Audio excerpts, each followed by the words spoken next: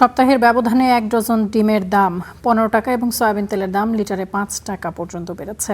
একই সাথে চাল, আটা, ময়দার দাম কেজি প্রতি ২ থেকে ৫ টাকা করে বৃদ্ধি পাওয়ায় নাভিশ্বাস সাধারণ ক্রেতাদের। এ নিয়ে আরও জানতে কারওয়ান বাজার থেকে যুক্ত হচ্ছে সহকর্মী ফাহিম ইউসুফের সঙ্গে।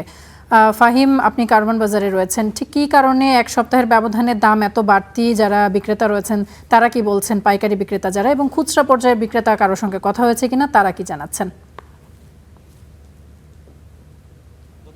আমি সকাল থেকে বিভিন্ন বাজার ঘুরে যেটি দেখতে পেয়েছি যে রাজধানীর বাজারগুলোতে এখন পর্যন্ত সব থেকে যেই পণ্যের দাম বেশি সেটি ডিম, এবং ডিমের দাম গেল এক সপ্তাহ ব্যবধানে ১০ থেকে ১৫ টাকা পর্যন্ত বেড়েছে। আমরা এখন পর্যন্ত যেটি দেখতে পেয়েছি যে বিভিন্ন বাজারে যেখানে আগে মুরগির ডিম, সাদা মুরগির ডিম যেখানে বিক্রি হতো ১৩০ টাকা, সেখানে বেড়ে এখন ১৪০ থেকে ৪৫ টাকা পর্যন্ত বিক্রি হচ্ছে।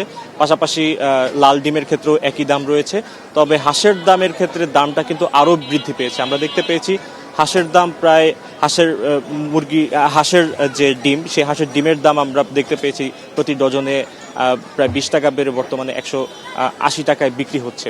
তবে আমরা বিক্রেতাদের সঙ্গে কথা বলেছি, তাদের মতে এখন পর্যন্ত এই যে দাম বৃদ্ধি, এই দাম বৃদ্ধির পেছনে যে অতিবৃষ্টি এবং যে প্রাকৃতিক যে দুর্যোগগুলো রয়েছে এগুলোর কারণে তারা বলছেন যে বিভিন্ন সময় বেশ কিছু বড় ফার্মে তাদের বেশ কিছু মুরগি অসুস্থ হয়েছে এবং বেশ কিছু ক্ষেত্রে তাদের অনেক বড় ক্ষয়ক্ষতি হয়েছে, এবং সেই ক্ষয়ক্ষতির ফলেই কিন্তু ডিমের যে দামে ঊর্ধ্বগতি, সেই ঊর্ধ্বগতি দেখা গিয়েছে। বিশেষ করে গেল ৪ থেকে ৫ দিনের মাথায় এই ডিমের অতিরিক্ত দাম বৃদ্ধি পেয়েছে। এক সপ্তাহ আগেও যেখানে ডিমের দাম আমরা দেখতে পেয়েছিলাম অনেকটাই হাতের নাগালের মধ্যে ছিল, এবং ক্রেতাদের মাঝেও এ নিয়ে আমরা বাড়তি ক্ষোভ দেখতে পেয়েছি। তবে বাজার ঘুরে আরেকটি বিষয় দেখতে পেয়েছি যে বেশ কিছু পণ্যের ক্ষেত্রে বাড়তি দাম রয়েছে। বিশেষ করে ভোজ্য তেলের ক্ষেত্রে আমাদের দেখতে পেয়েছি লিটারে প্রায় ৫ টাকা পর্যন্ত বাড়তি দাম নেওয়া হচ্ছে এক সপ্তাহের ব্যবধানে। পাশাপাশি অন্যান্য যে সকল শাকসবজি রয়েছে, শাকসবজির ক্ষেত্রে গেল এক সপ্তাহ আগে দাম কিছুটা কম থাকলেও আমরা দেখতে পেয়েছি যে শুক্রবারের পর থেকে যখনই একটু বৃষ্টি শুরু হয়েছিল তারপর কিন্তু একে একে সপ্তাহের প্রতিটি দিনই আমরা দেখতে পেয়েছি শাকসবজির দামের ক্ষেত্রে একটা বাড়তি দাম তারা প্রতিদিনই বাড়াচ্ছে। সে জায়গা থেকে এখন পর্যন্ত আমরা শসা, গাজর সহ অন্যান্য যে সকল সালাদের পণ্যগুলো রয়েছে সেগুলোর ক্ষেত্রে আমরা দেখতে পেয়েছি দাম কিন্তু এখনো বাড়তি দামে স্থিতিশীল রয়েছে।